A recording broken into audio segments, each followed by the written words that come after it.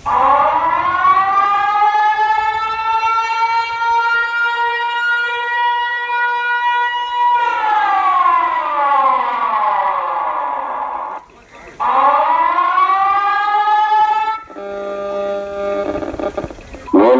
தாழ்வான பகுதியில் வசிக்கும் பொதுமக்கள் பாதுகாப்பாக இருக்குமாறு அறிவுறுத்தப்படுகிறது.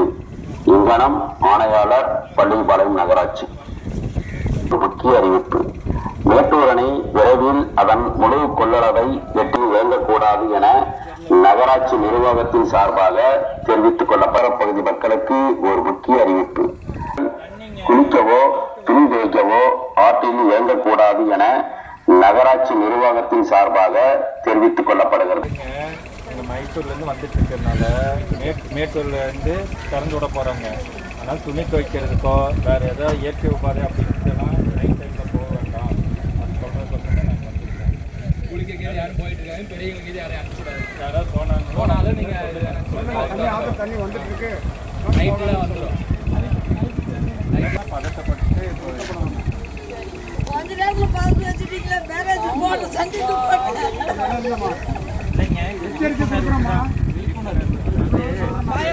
தண்ணி அதிகமாகும். அப்ப பதட்டாகும். தண்ணி வந்ததான் வச்சுக்கோங்க. தண்ணி வருதுன்றது எப்படி திடீர்னு தண்ணி வருது, கொஞ்சம் அளவு அதிகமாக வந்துட்டே இருக்கும். அப்ப நீங்க 4 பேருக்கு சொல்லுங்க, இந்த மாதிரி தண்ணி வந்து விரைவில் அதன் முழு கொள்ளளவை எட்டிவிடும் என்பதால் அணையிலிருந்து சுமார் 1 லட்சம் கன அடி தண்ணீர் திறந்துவிடப்பட உள்ளது. அதனால் காவேரி கரையோரம்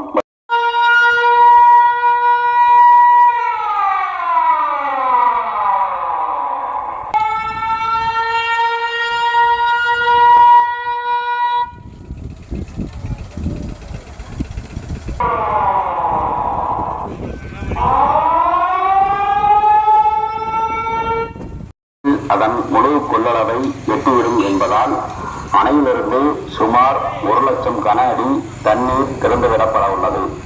அதனால் காவேரி கரையோரம் வசிக்கும் பொதுமக்கள் குளிக்கவோ துணி துவைக்கவோ ஆற்றில் இயங்கக்கூடாது என நகராட்சி நிர்வாகத்தின் சார்பாக தெரிவித்துக் கொள்ளப்படுகிறது. மேலும்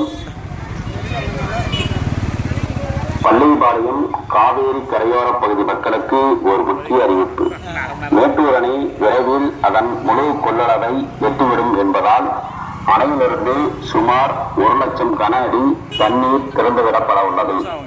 அதனால் காவேரி கரையோரம் வசிக்கும் பொதுமக்கள் குளிக்கவோ துணி துவைக்கவோ ஆற்றில் இயங்கக்கூடாது என நகராட்சி நிர்வாகத்தின் சார்பாக தெரிவித்துக் கொள்ளப்படுகிறது.